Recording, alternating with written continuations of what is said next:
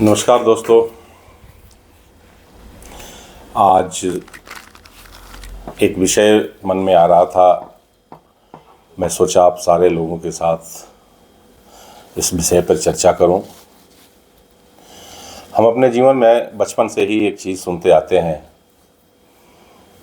कि परिवार के अंदर, घर के अंदर एक मुखिया होता है जो बड़े बुजुर्ग होते हैं घर के, और कोई भी काम शुरू करने से पहले उनसे चर्चा की जाती है कि ये ऐसा काम है, इसको कैसे किया जाए। वो मुखिया उसके ऊपर अंतिम अपनी राय देते हैं, उसके बाद उस कार्य को किया जाता है। इसी तरह जब हम बड़े होते हैं, विद्यालय में जाते हैं, तो विद्यालय परमिसेस के अंदर भी एक मैनेजमेंट, एक प्रिंसिपल, एक ऐसा हेड कोई होता है जो उस पूरे विद्यालय के बारे में किसी भी कार्यक्रम को कैसे चलाना है, इसके बारे में निर्णय लेते हैं। इसके बाद जैसे जैसे हम बड़े होते जाते हैं, हम किसी भी ऑर्गेनाइजेशन में जाते हैं, नौकरी करते हैं या कहीं भी जाते हैं, कोई फंक्शन पार्टी में जाते हैं, तो हम देखते हैं कि एक प्रबंधक या एक संचालक वहाँ होते हैं।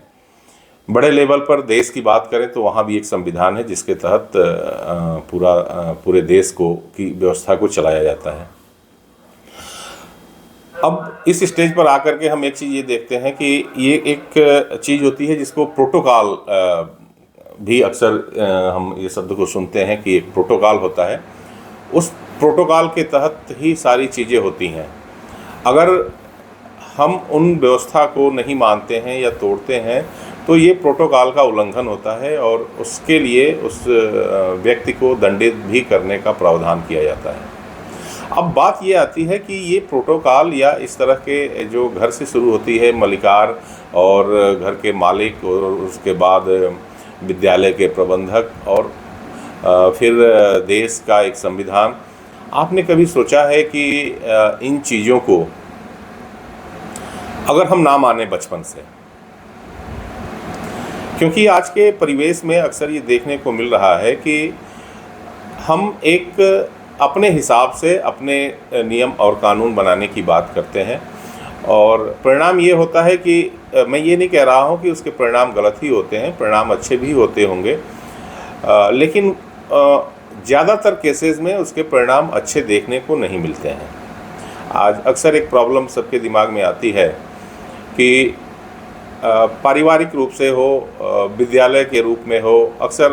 जब दो जनरेशन साथ में बैठते हैं और ये चर्चाएं होती हैं तो जो पीछे की जनरेशन है वो अक्सर कहती है कि हमारे समय में हमारे परिवार में ऐसा चलता था और आज के बच्चे ऐसी बात नहीं मानते हैं या इस तरह के हैं। तो और इसी तरह जब विद्यालय की बात आती है, मुझे अच्छी तरह याद है कि हम अपने विद्यालय जब जाते थे, जब हम 6वीं क्लास से लेकर के और 12वीं तक जहाँ हमने शिक्षा लिया, ये सेवा संघ इंटर कॉलेज सोहाव बलिया डिस्ट्रिक्ट में जो पड़ता है, मैं वहाँ रह करके अपनी पढ़ाई पूरी किया हूँ इंटर तक की। तो वहाँ की जो इंटरनल व्यवस्था थी, मुझे अच्छी तरह याद है कि अगर हमारे ये ऊपर की ये वाली बटन अगर हमारी खुली हुई है, किसी वजह से अगर खुली रह गई और सामने से कोई भी किसी भी क्लास के टीचर अगर आ गए तो हमें दंडित होना पड़ता था। वहाँ ये नहीं था कि आप हमें कौन सा विषय पढ़ाते हैं, सब्जेक्ट पढ़ाते हैं, आप हमारे मॉनिटर हैं, हमारे क्लास टीचर हैं, हमारे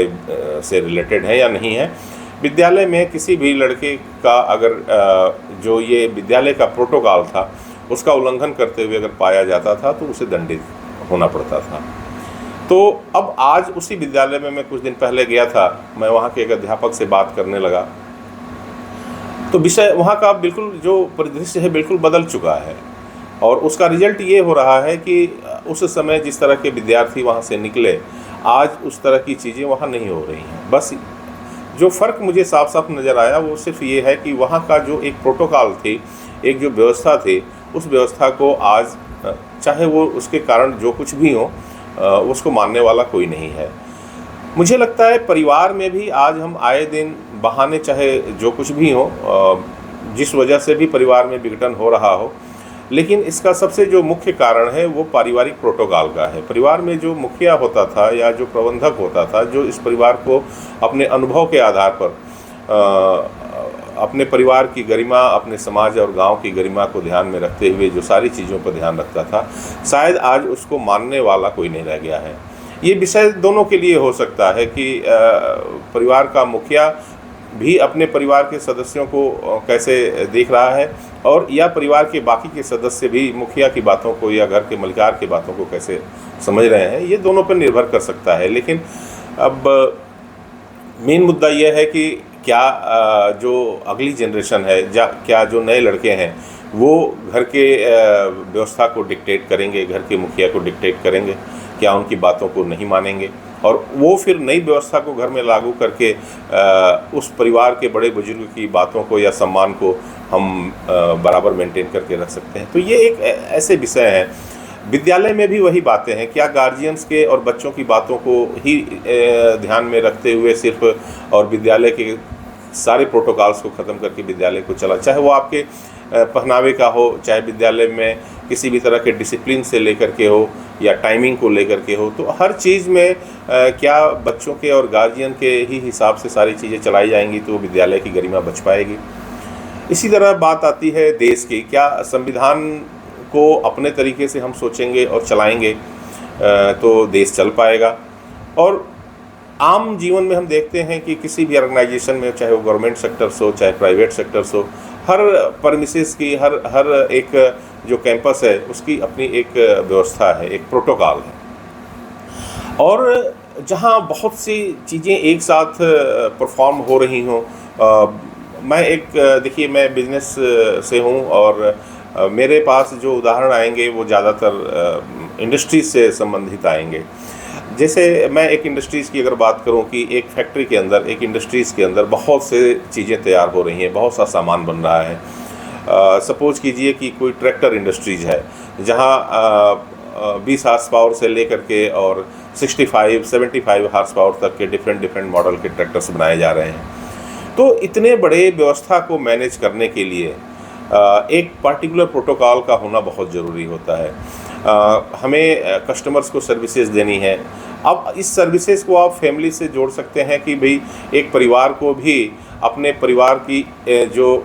उसका इज्जत है, जो इसकी मर्यादा है, वो सारी मर्यादा को मेंटेन रखने के लिए हमें एक परिवार के अंदर एक व्यवस्था को मेंटेन करनी पड़ती है और परफॉर्म करना पड़ता है वो सारे एक्शंस को।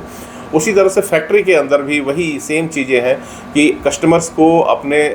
जो प्रोडक्ट्स हैं उसको टाइमली उसका डिलीवरी करना, उसकी क्वालिटी को मेंटेन करना, और उसकी प्राइसिंग है, इंटरनल कॉस्ट जो आती है, जो उसके प्राइस बढ़ जाने की चीज़ें होती हैं, इन सब सारी चीज़ों को मेंटेन करने के लिए क्या एक प्रोटोकॉल या क्या एक कानून या संविधान की ज़रूरत नहीं होती है। तो कहने का मतलब यह है कि हम आम जीवन में देखते हैं आपके घर से लेकर के और देश तक की या अंतर्राष्ट्रीय व्यवस्थाओं तक को चलाने के लिए एक प्रोटोकॉल की ज़रूरत होती है। अब बड़ा सिंपल सा सवाल है कि अगर या तो हम इस प्रोटोकॉल को मानते हैं, देखिए संशोधन एक विषय हो सकता है जब बैठ करके आपस में और उन बातों पर विचार करके और उसमें संशोधन किया जा सकता है, लेकिन प्रोटोकॉल को उस व्यवस्था को ना मानना और फिर ये उम्मीद रखना कि वो संस्था, वो परिवार या वो देश या वो ऑर्गेनाइजेशन अपने उसी मतलब जो उसकी ब्रांड इमेज है, जो परिवार की मर्यादा है या देश का जो अपना एक देश की जो अपनी एक पहचान है, क्या उसी वे में वो परफॉर्म कर पाएगा। तो ये एक ऐसा विषय है जो आज मेरे मन में आ रहा था, मैं सोचा आपके साथ शेयर करूं। तो आप भी इस पर विचार कीजिए कि हम जो ये आम रोज़ की बातों में जाते हैं कि आज हमारे बहू ने ऐसा कर दिया, आज हमारे घर में किसी बड़ी बुजुर्ग औरत ने ऐसा कह दिया, या मेरे भाई ने ऐसा कह दिया, पिताजी ने ऐसा कह दिया। ये कहना तो एक, देखिए मुझे लगता है कि ये सिर्फ एक बहाने होते हैं। विषय ये होता है कि जो घर की इंटरनल व्यवस्था है उस व्यवस्था में लोग अपने आप को पिनअप नहीं कर पा रहे हैं। अगर वो पिनअप कर लेते हैं तो उनको सारी बातें समझ में आने लगती हैं और वो सही अच्छी दिखने लगती हैं। लेकिन जब उस सिस्टम से, उस व्यवस्था से हम अपने आप को नहीं जोड़ पाते हैं तो हमें सारी बातें और सबके मतलब उठने बैठने बोलने तक के तरीके हमें अच्छे नहीं लगते हैं, और यही वजह होता है कि परिवार में विघटन आता है। ये मेरी अपनी सोच है। हो सकता है कि आप इसके कारण कुछ और आपके पास हो, ये मेरा निजी अनुभव है। और किसी भी देश के बारे में, किसी भी ऑर्गेनाइजेशन के बारे में, वो संस्थाएं बहुत दूर तक और बहुत अच्छी परफॉर्म करती हैं जैसे अभी कुछ दिन पहले मैं एक प्लांट में गया था इंडस्ट्रीज़ के अंदर, और वहाँ मुझे गेट पर ही बताया गया कि आप क्या क्या अंदर कहाँ कहाँ जा सकते हैं, आप क्या कर सकते हैं वहाँ, आप क्या फ़ोटोग्राफी कर सकते हैं, नहीं कर सकते हैं। तो ये अगर मैं उन चीज़ों को नहीं मानता हूँ और अगर मुझे तो वहाँ से निकाल दिया जाता, और अगर या तो मैं वहाँ पर हंगामा करूँ कि मुझे क्यों निकाला जा रहा है, या तो फिर वो जो प्रोटोकॉल है वहाँ का सॉरी ये उसका उल्लंघन हो सकता है, या मैं अगर अपना ही करता हूँ तो उस ऑर्गेनाइजेशंस का जो सिस्टम है, क्योंकि ये जितने भी रूल बनाए जाते हैं ये इसका कोई ना कोई मतलब होता है, इसका कोई ना कोई पर्पज होता है। तो उन सब चीज़ों को ध्यान में रख करके ये सारी चीज़ें बनाई जाती हैं। परिवार में भी किसको कब क्या बोलना है, कहाँ जाना है, और हमें किस चीज़ को कब परफॉर्म करना है, ये सारी चीज़ों का भी कोई ना कोई अपना उद्देश्य होता है, मतलब होता है। तो हर चीज़ एक व्यवस्था के अंतर्गत अगर चलती है, तो चाहे वो परिवार हो, चाहे ऑर्गेनाइजेशन हो, चाहे कोई सरकारी संस्था हो या देश हो, ये तभी हम उसमें आगे बढ़ सकते हैं, विकास कर सकते हैं, जब हम उन सारी चीज़ों को उसी हिसाब से, उसी प्रोटोकॉल के तहत, उसी कानूनी व्यवस्था के तहत उसको हम लें, एक्सेप्ट करें और आगे चलें। तो आज का हमारा ये एक विषय था जो हमने आपके साथ शेयर किया। आपके क्या राय हैं, सुझाव हैं, आप हमारे कमेंट बॉक्स में ज़रूर दीजिएगा। आप हमें सब्सक्राइब कीजिए और शेयर कीजिए। Thank you very much.